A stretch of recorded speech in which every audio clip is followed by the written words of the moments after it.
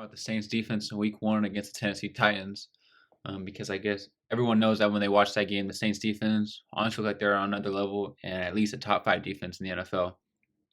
So we can start off with the fact that the Saints defense held the Titans to only 15 points, gave up 5 field goals, no touchdowns on the day, and the Titans were given great field position multiple times, especially just to start the game when Rashid Shaheed fumbled the opening kickoff of the season. The Titans had the ball at about like the 30-yard line.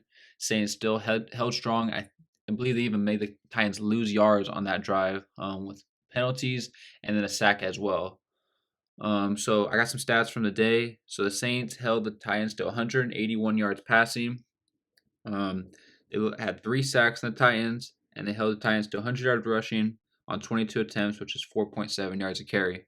So the pass defense we could start with was phenomenal. Marshawn Lattimore, Halante Taylor, Tyrann Mathieu, Marcus May, they're all making plays both in the run game and the pass game. Marshawn Lattimore had 4 pass breakups in the game. Halante Taylor had one nice one on DeAndre Hopkins on a little quick slant. And the pass defense as a whole was very consistent at 3 interceptions, one by Lattimore, and then 2 others. But the Titans really couldn't get anything going. Derrick Henry had one big screenplay. He had a few nice runs.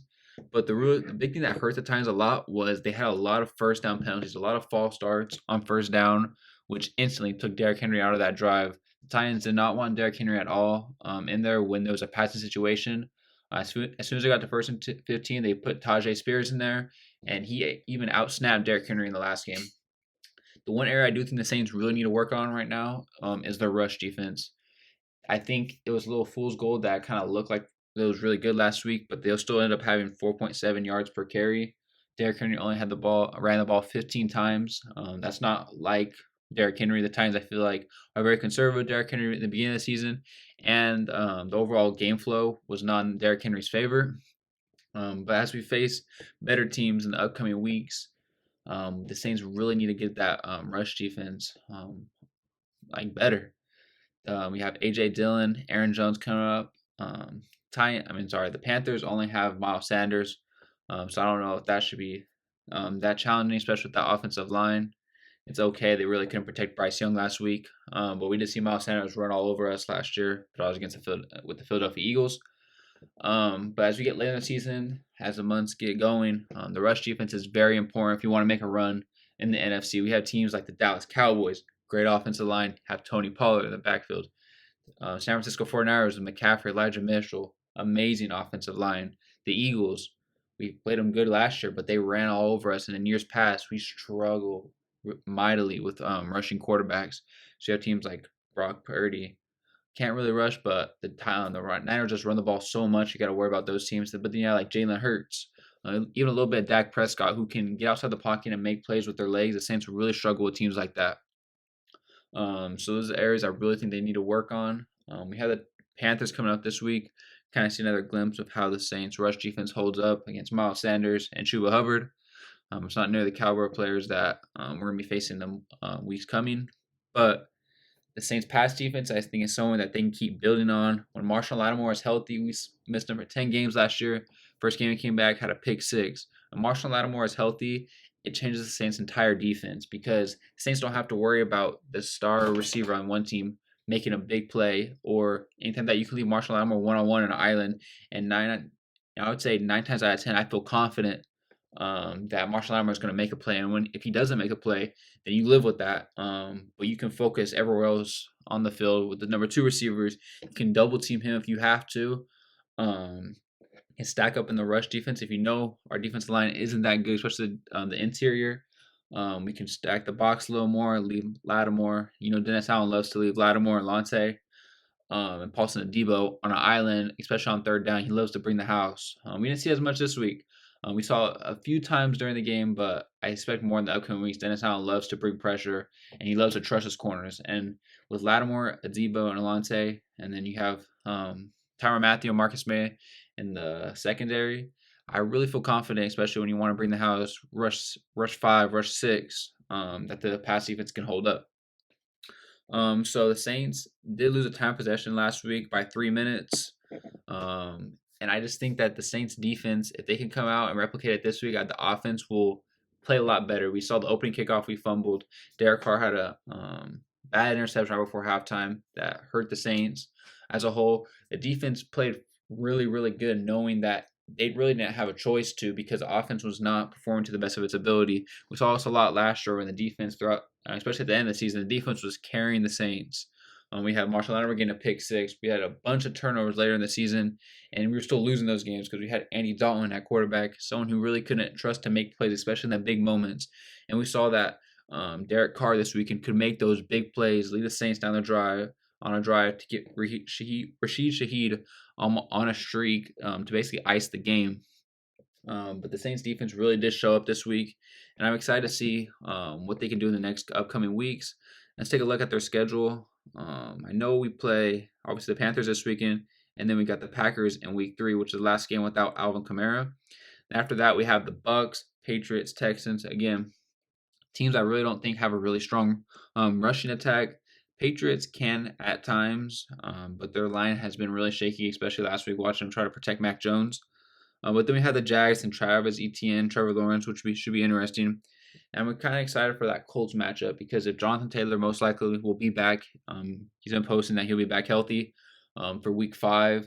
You have Anthony Richardson, who's a rush-heavy quarterback. The Saints, that's a nice test for the Saints to see how they can kind of match up and see if they have learned from their mistakes of struggling against rushing quarterbacks. Again, it's a good test for that week coming after because we have the Chicago Bears. Justin Fields loves to run. I think it was last year we had like over 100 yards rushing in a game. And had multiple rushing touchdowns. That's someone that the Saints, like a Jalen Hurts, really struggle to guard. And then other than that, the Saints really don't face a lot of other rushing quarterbacks, like the Eagles or rush-heavy teams in general. But once we get later in the year, and if we ultimately do end up winning the division, those first few playoff matchups could face someone like the San Francisco 49ers, the Dallas Cowboys, Philadelphia Eagles, where we need to have our rush defense at a good standard. And if our pass defense can stay at the level it is, I'll be really excited for what the Saints defense can really show in the playoffs. Now, lastly, we can talk about the pass rush. So Carl Granderson had an amazing game on last Sunday. He was rushing his butt off during the game. And then Cameron Jordan as well had a bunch of pass deflections at the line. He did that his entire career. And to this day, it kind of amazes me every time he does it because it's such a small, intricate part of a game, but it really does make the difference. A batted ball on 3rd and 3 that forced the team to punt when the secondary maybe didn't guard as well in that play. It really just helps the secondary so much because they know Cameron Jordan can make those type of plays and kind of just bail them out at times. Cameron Jordan, especially in the run game, amazing. And at the linebackers, we have Demario Davis, who is arguably a top three linebacker at worst in this league. Year after year shows no signs of regression. You might think, after this next year might be his year he declines. We haven't seen it yet. Same thing with Cameron Jordan. People have been counting him out, I feel like, for years and just waiting for the decline. But just hasn't been showing. And if we get someone else alongside Cameron Jordan to really make a play, especially because teams are really game planning towards Cameron Jordan, Marshall Latimer, Demario Davis. Players outside of that that can really make big plays for the Saints will be huge. And so it sucks that we lost Payne Turner. But if Carl Granderson, he had 1.5 sacks last week, if he can come in and just be kind of like a spark plug alongside Cameron Jordan, I think it'll be really big for the New Orleans Saints. And I'm trying to see, I believe it was Zach Bond who made that big special teams play for us. And special teams alongside the defense really played really well in that game. So I think if the Saints offense can really show up on Monday Night Football against the Carolina Panthers, I think it should be a good get right game. Yes, we did win last week, but just to really flex our muscles and not have this game be close like it was last week. There shouldn't have been any doubt in our mind that we were going to win last week. We outplayed the Tennessee Titans, I think, throughout the game, forcing them to 5 field goals. If you hold a team to 5 field goals, no touchdowns, they should never be in a chance of winning the game. The offense has to score more than 1 touchdown. And especially capitalizing the red zone. There's way too many times we threw an interception in the red zone, can't start the game with a turnover, and we gotta score. We gotta score in the red zone. We have players like Michael Thomas, Jimmy Graham, Juwan Johnson, who loves to score touchdowns. Derek Carr has to find his weapons, and I think we will really get back on track on Monday Night Football and kind of just show the rest of the NFC that we're not just some slouch over in a bad division. I don't know if I really agree. So the Tampa Bay Buccaneers beat the Minnesota Vikings last week. Falcons, Panthers, I guess. I don't know if they're very good, but I think Baker Mayfield is a serviceable mid to lower mid level quarterback in the NFL. So I'm kind of excited to see the Saints' upcoming schedule, and stay tuned for some more videos. There might be one more before the game, but if not, during the game and after the game, there'll be a recap. I'll just kind of go over Monday Night Football of what happened, and then start previewing into next week against the Green Bay Packers. Let me know what you guys think down in the comment section down below. Do you guys agree that the Saints are potentially a Super Bowl level caliber defense? What do you guys rank them at? 1 to 5, 5 to 10, or outside of top 10? Let me know what you guys think in the comment section down below, and peace.